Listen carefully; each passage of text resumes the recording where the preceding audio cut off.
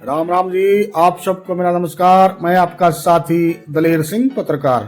आप देख रहे हैं सीएम टीवी यानी कि सिटीजन मोर्चा टीवी न्यूज नेटवर्क। आज की यह खबर हरियाणा के सियासी गलियारों से आ रही है।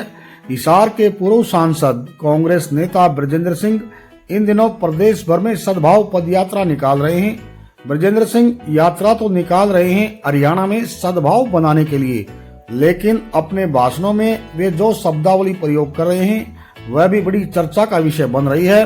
दरअसल उनका एक वीडियो सोशल मीडिया पर वायरल हो रहा है, जिसमें वे अपनी ही पार्टी के कुछ नेताओं को महाभारत के पात्र शिखंडी की संज्ञा दे रहे हैं। कांग्रेस पार्टी में ये शिखंडी आखिर कौन है, इसका खुलासा ब्रजेंद्र सिंह ने नहीं किया। अब सवाल उठ रहे हैं कि आखिर उनकी सद्भाव यात्रा का असली मकसद क्या है।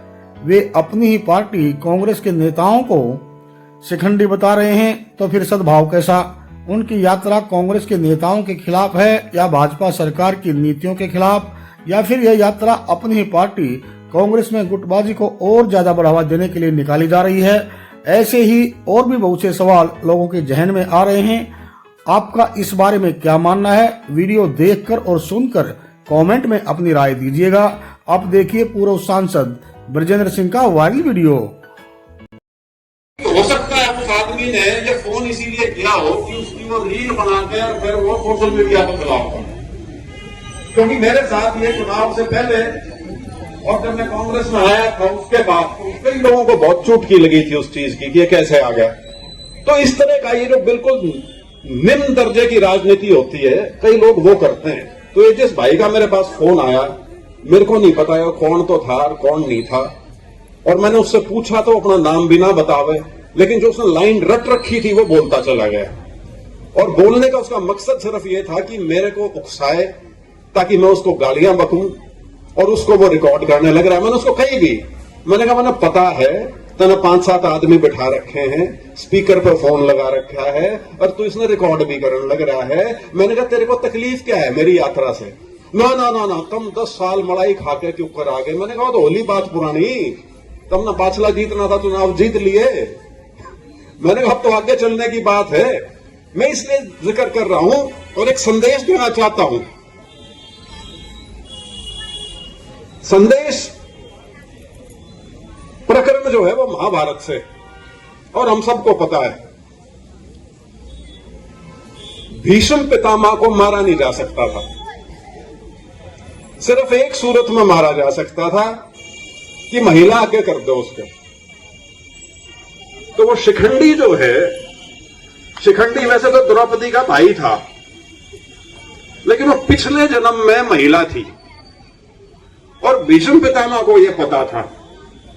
तो जब शिखंडी को आगे किया गया तो भीष्म पितामह ने अपने अस्त्र शस्त्र नीचे रख दिए और पीछे से तीर आए थे अर्जुन के। तो मेरा जो मेरे साथी हैं इनसे अनुरोध है, हरियाणा के निवासी हो, सीधा लड़ना सीखो। अगर लड़ना ही है तो शिखंडी क्यों बने फिर रहे हो सारे के सारे? क्योंकि भाई शिखंडियां तो मैं भी हथियार नहीं उठाऊं, इतना तो हमारे में अभी बचा हुआ है। आप में भी अगर थोड़ा बहुत है तो मुकाबला सीधा करो। और आप तो बहुत बड़े बड़े लोग हैं सारे के सारे। मैं तो ना एमपी ना एमएलए, लेकिन यह फौज ले रहा हूं मैं। ये जो मेरे साथ जो लोग 5 अक्टूबर से चल रहे हैं अपना घर दर छोड़ के, ये मैं ले रहा हूं और इनके साथ जहां भी हम जाने लग रहे हैं, उस तरह से जैसे आज मोना में ये नजारा है, इस तरह से हमारा ये सिलसिला जो कारवां जो है वो बढ़ता जा रहा है। अब सतबीर है या मुकेश है, इनको मैं ज्यादा नहीं तो 30-30 साल से जानता हूं। मेरा उस समय राजनीति से कोई लेना देना नहीं था, मैं बल्कि झिझका करता इन बातों से। मैं लेकिन पीछे से, पर्दे के पीछे से देखता रहता था, जानता था कि कौन कौन है जो मेरे पिताजी से लोग मिलने आते हैं। और मुझे बहुत खुशी है कि जब यात्रा हमने शुरू की, इस प्रकार के जितने भी पुराने साथी थे वो बड़ी ऊर्जा के साथ हमारी इस यात्रा के समर्थन में आए। और जो हमारा जो असली इस यात्रा का क्या बोलूं, जिसके इर्द गिर्द यह यात्रा बुनी गई है, वो वही लोग थे जिनसे एक पुराना नाता रहा है, लेकिन उसके साथ फिर वो कहते हैं ना सांग जुड़ता चला गया।